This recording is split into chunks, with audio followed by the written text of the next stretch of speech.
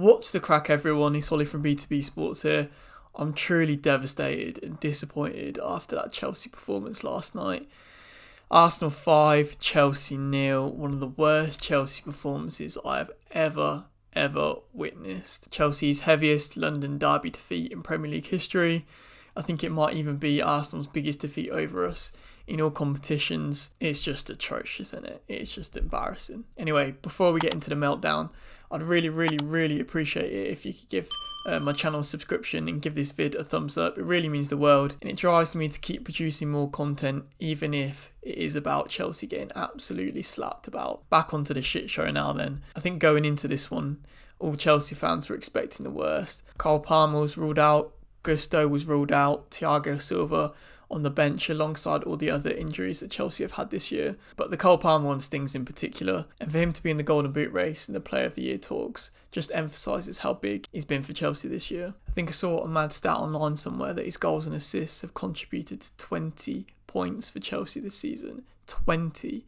We're on 47 now. 27 points would leave us 16th, 2 points away from relegation. Cole Palmer has single-handedly saved this season for Chelsea, and without him, we would be absolutely in the mud. It's a scary stat, and it just shows really how terrible we've been. With a back four of Alfie Gilchrist, Dasasi, Badiashile and Cucurella, it wasn't looking good.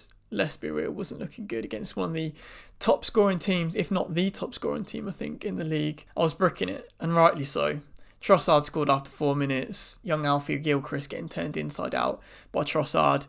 Poor keeping from Petrovic, but he made up for it later on in the game with a couple of big saves. But we just got sliced open too easy. Declan Rice made a great run. He's been a pivotal player for Arsenal this year. And although Caicedo is growing into the season for Chelsea, you cannot compare the price tags between Declan Rice and Caicedo. Not only is Rice a great player in that midfield area, but he's a leader as well. And that's exactly what Chelsea don't have. Chelsea are absolutely all over the gaff in the first 10-15 minutes. Badiashile giving the ball away left, right and centre. Cucurella losing his head against Saka. That midfield of Enzo and Caicedo was absolutely nowhere to be seen. And it was going to be a long evening for Chelsea. I will say this, after Jackson's stinker in the FA Cup semi-final at the weekend, he actually showed some passion and drive. It was nice to see him beating Saliba. Really unlucky not to get a goal for Chelsea there, or force their own goal at least. And it does raise the question whether Jackson's best position could be on that left wing. He quite often has the beating of the centre halves. It might be a different proposition against the fullbacks, but there's no doubt about it. His build-up play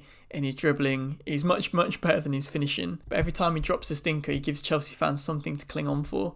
And I respect Jackson. I respect him for that. Also respect to Conor Gallagher as well, one of the few Chelsea players that actually showed a bit of heart out there. Always a willing runner, always puts his body on the line. It's kind of sad to see the 24-year-old reserve captain have to answer the fans in the post-match presser. I don't think he's one to blame here. There were a couple of other notable performances that just frankly gave up, especially when the third and fourth went in. Time and time again, I've said it this year, the management from top to bottom has absolutely been woeful. Chelsea have lost all identity, all experience. The players are completely and utterly at sea. There's no leaders in the squad, as mentioned earlier, and quite frankly, what do you expect? What do you expect when the going gets tough? You turn to your leaders. Thiago Silva is one of the only captain figures on this side. Where was he? He was sat on the bench. I believe some of these players will grow to have great potential, but to chuck in this many young players with no mix of experience, no mix of the previous Chelsea squad, someone has to be held accountable for this. This isn't Ultimate Team, this isn't Football Manager, this is real life. And if we don't get any European football next season,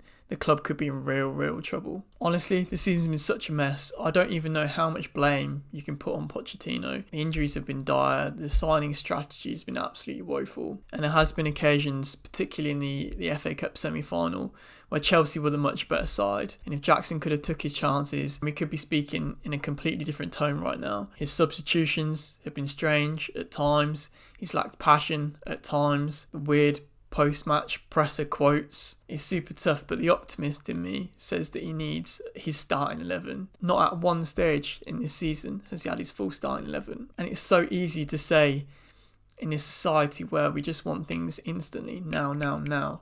It's so easy to say sack him and get a new manager, but who are you going to get in?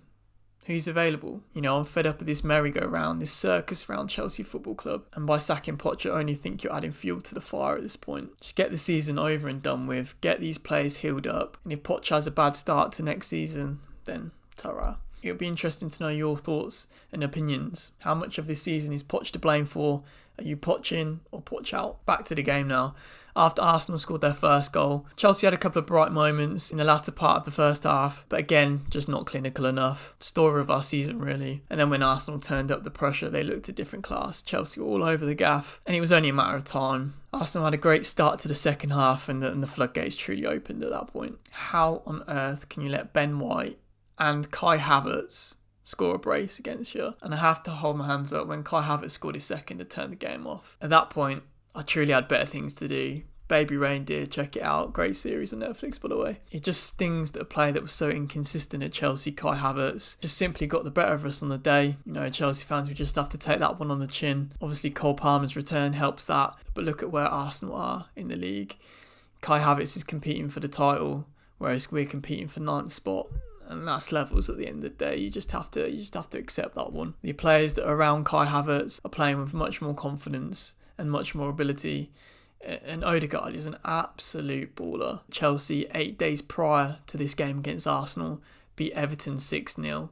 How long ago does that feel now? In the end, Chelsea had the majority of the ball, 55.8%, more touches, more passes, but 1 shot on target, 5 goals conceded. This team needs to fix up sharp, and this season just needs to be put to bed. And there you have it. Arsenal 5, Chelsea 0. Arsenal are well and truly levels above Chelsea, and that hurts to say at this point. But yeah, let us know your thoughts on the game and where the hell did Chelsea go from here. Cheers for watching and listening. Up the Chelsea, I guess. Peace out.